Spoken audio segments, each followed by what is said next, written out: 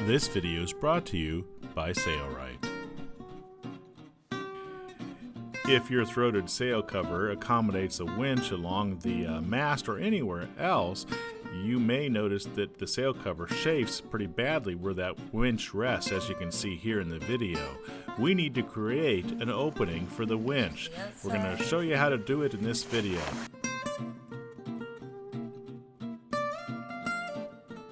Here's the end result of what we've done to prevent that abrasion from happening. We have a winch on both sides of the mast on this boat. You can see the winch accommodation there and on the opposite side. Let's get started and show you how to do this. Okay. The first step is to determine where the winch center is on the cover. We're using the soapstone pencil here to mark the center location of that winch. To determine the hole that is required to be cut out of the canvas, you'll need the winch diameter. Then you'll subtract 1 inch for seam allowance, and that'll equal the hole diameter that you need to cut out. You want to measure the largest diameter on your winch. The bottom is typically larger. For ours, it's 8 inches. So we'll be cutting a hole that is 7 inches in diameter. That's minus 1 inch. The diameter of our winch is 8 inches, so I need an 8-inch circle and a 7-inch circle.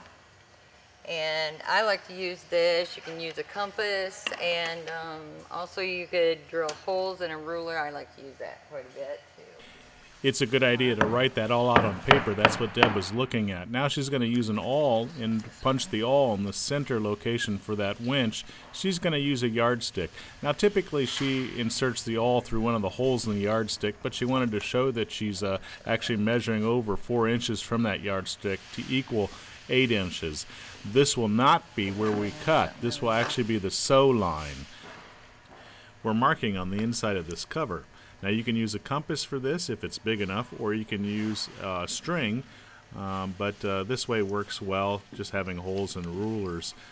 But I would put the awl also in a hole as well. Alright, there are other tools that can be purchased that do this job a little bit easier, and we'll show you one of those later on in this video.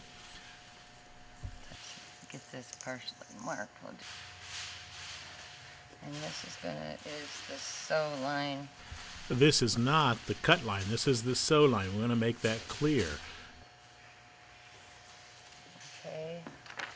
And we're going to go 1/2 inch. Deb's in. marking another line that's a 1/2 inch in from that outer line. That outer line was the sew line. This inner line will be the cut line. Both sides, which will make it 1 inch smaller. This is the tool that Deb is used to using in the loft to create circles. At this time, that tool is not available from Sailrite, but it may be in the future. And we'll be cutting this line here. And then also we'll be hot knifing in just a little bit all the way around here. So when we put the cover on, it will push to the inside and open. You can see this here. Deb has already installed the winch cover to the opposite side of this sail cover. That's what she's showing you there. We'll now set this aside. We'll be hot knifing it out later on once we get everything marked appropriately. Now let's concentrate on the circle. This is a circle that's required for the top of the winch cover. Using the winch diameter, the largest part on the winch, typically the bottom, and then take that diameter and add 1 inch. This is now the cut diameter. First, Deb's going to create a line for the sew line. This is an 8-inch diameter for our winch cover. So this will be the sew circle. Before we take our pin out. Now Deb will create the 9-inch diameter. To do that, she's going to use her yardstick here, and she's going to measure over so the pin is 4.5 inches away, which will obviously equal 9 inches when you consider that it is a circle. She finds her center, and then this tool works great for creating circles, as you can see. So this is what we use every day in the loft. And on the end of it is a soapstone marker, so this marking comes off easily with water because it's a soapstone pencil. So the outer line is the cut line. To determine the correct measurements for our barrel, you need the winch diameter and the winch height. The winch diameter measurement should always be taken from the largest point, typically the bottom of the winch. You'll need to take the winch diameter times pi, which is 3.14, and that equals the circumference. For the circumference, we need to add 1 inch for seam allowance, and this is the length of our barrel, or the length of our rectangle. For the height, we need to take the height of the actual winch plus 1 inch for seam allowance, and this is the width of the barrel, or the width of the rectangle. Calculations for this. So we're going to do the 8-inch diameter times pi is this. We're rounding it up to 25 1/4. And the depth is 3 inches with 1 inch seam coming out at 4 inches. So we need a cut size of 4 inches by 26 1/4. 26 1/4. Deb's using the soapstone pencil to transfer the measurements onto the canvas for the width and the length of that barrel or rectangle.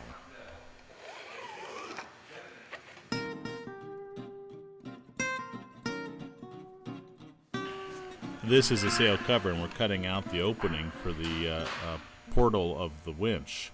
And we're using a hot knife, and we're cutting on top of glass to prevent damage to the tabletop. If you don't have the Engel professional hot knife, you could use a wood burning tool or a soldering gun. It is highly recommended that you use a hot knife to seal the edges of the sunbrella canvas to prevent raveling.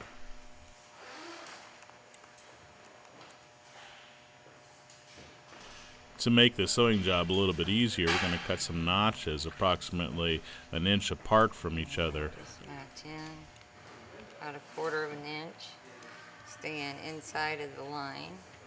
Yeah, we don't want to go too deep. If we go too deep, then the notches will obviously be into the portion that we're going to sew.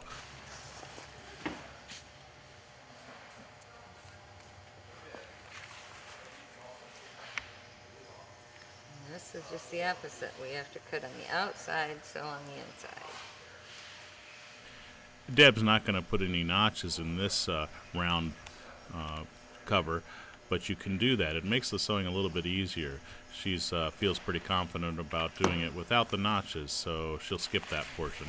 If you do put notches in that, just be sure they don't go too deep as well. The winch cover, go around the circumference.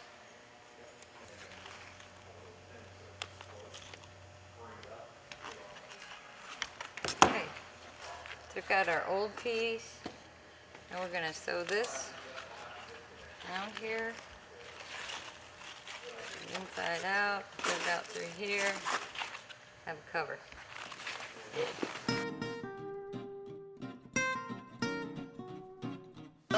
We'll be turning down the audio because Jeff is plotting sails in the background. The vacuum table is sucking the fabric down to the table for the plotter to cut and mark panels. So I'll be narrating over this part. It's sometimes helpful to mark the circle at 4 locations like north, east, west, and south. So we're using the soapstone pencil, and we've folded the circle in half, and we're marking the 2 sides. Now we'll fold it the opposite direction so those marks are on top of each other, and we'll mark the 2 other sides. So these match-up points can make it helpful when you're sewing the circle onto the barrel portion. As you're sewing, you can match up points. We also want to mark on the barrel portion as well, so we're going to fold it in half and create our 1/2 inch stitch to join the 2 ends together to make a circle. So we'll do that first. We're using the Sailrite Big and Tall sewing machine, and we're also sewing with Tanara thread. Tanara thread will never rot in the sun. If you don't have that, you can use polyester V92. So we sewed these 2 ends together a 1/2 inch away from the raw edge of the material, and you notice we also used the magnetic guide there to keep our stitch a 1/2 inch away. Now on this barrel portion, the 1/2 inch seam will actually make up one of our match-up points, and it'll fall on the circle on its match-up point that we marked on there. Now we're going to fold this piece in half and create match-up points on the barrel as well. This will help to guide our stitching to be sure that the barrel goes on without having excess material or a lack of material. So we're going to mark both sides because obviously this is going to have to go onto the sail cover as well with that soapstone pencil. Now we'll fold it again, being sure that those marks, or the seam I should say, are on top of those marks we just created, and we'll create some marks obviously on both sides of the folds on the opposite ends.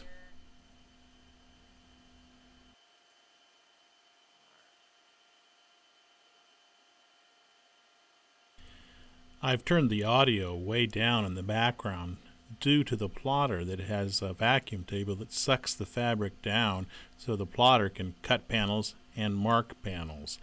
We apologize for that excess noise in the background, but that's why the audio has been turned way down. Now we'll lay that cover on top of the barrel, the round cover, and you can see we'll match up those marks. And as we sew, we'll just continue to sew around, being sure that those marks match up with each other. If they don't, we know we're sewing one side on faster than the other, or we're pulling one more harder than the other. If you've done it right and your calculations are accurate, they should line up as you sew it. Now you can cut notches out of that round portion if you like we did previously with a hot knife. If you think it'll make it a little bit easier for sewing. However, Deb will sew this without creating notches around the round part. Deb's now putting the north, east, west, and south on the canvas cover. So she's folded it in half so that it lays nicely, and then puts the marks on that as well, so she can use those as a reference when she's sewing the barrel onto the sail cover.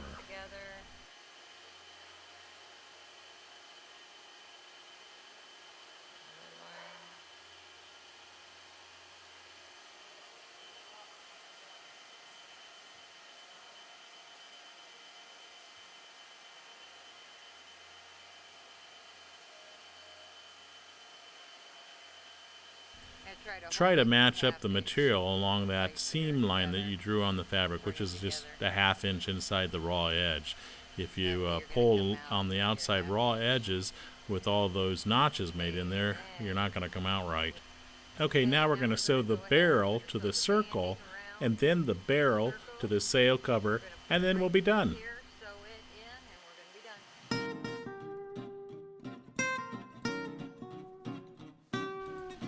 We believe it's easier to sew with the circle on top and the barrel underneath, so that's the way we're going to do it here. We're going to line that mark up with the seam. So the seam is underneath and the mark is right on top of it. We want to start sewing approximately a ½ inch away from the seam. That way, if we need to make an adjustment, we can open up the seam and make an adjustment if our circular piece doesn't sew onto the barrel accurately. Or you can actually open or close the seam if you have too much fabric or too little fabric. So it's a good idea to start approximately a ½ inch away from the seam. You'll notice here as Deb is sewing the round cover to the barrel that she is being careful to pull the round portion of the fabric so that its edges are flush with the barrel, and she's using that magnetic guide there so the stitch is exactly a ½ inch away from the raw edge of the fabric. So this isn't a very hard process. You just don't want to pull one fabric more than the other. And here she is coming to the beginning. Will she have enough fabric, or is there too much fabric? Looks like she's going to be just about right. Yes, the plotter is being turned off. We can go back to our normal audio. We apologize for that. And I like to run around it one more time.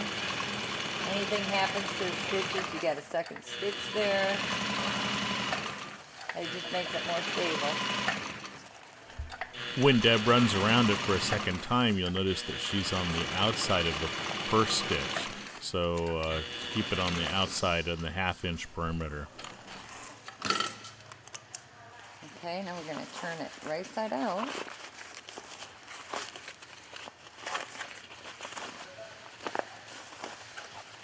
So now we have our ½ inch here sewn inside. So we're down to 3½. We still have a ½ inch seam here to make, and then it'll be a 3 inch opening. We're going to take our cover now. We have this turned right side out. You're I'm looking going at to the put it inside surface of the cover. underneath, bring it up through. And then we have our notches here, just like we did on the inside circle. And it's all in whatever you're comfortable with, sewing wise. Myself, I like to have everything on top, so we'll match up our notches again. And we'll start just past the seam. That way when we come around, if we need to adjust, we can do it at the seam. Okay. Now it's a little bit hard to see in this video because we're sitting behind the sewing machine and we really should be in the front of the machine, but I apologize for that. But we're just guiding that barrel onto the sail cover, just as we did with the round portion of the fabric and when we sewed it onto the top of the barrel. You just want to take your time here and match up those edges. I told him it was going to be small, so I don't know how well you can see. This winch is fairly small, so Deb's concerned that you can't see much of it in the video.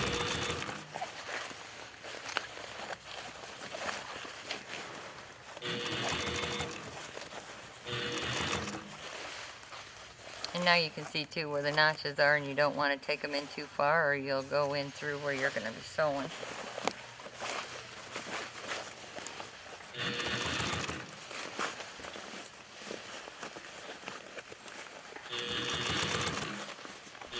We're using the Sailrite Big and Tall sewing machine. However, you could use an ultra-feed sewing machine, and you can even use a home sewing machine for this. If your home sewing machine can sew about 4 to 5 layers of denim blue jean material, then sewing canvas should be possible on that as well.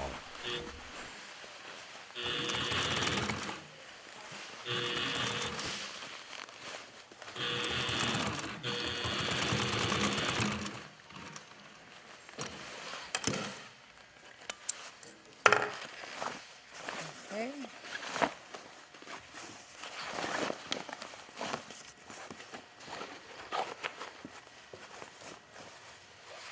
And there we have it. Perfect. Looks great.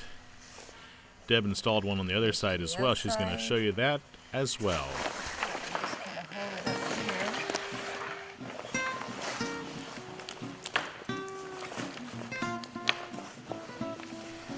here. If you like these free videos, be sure to subscribe to the Sailrite YouTube channel today.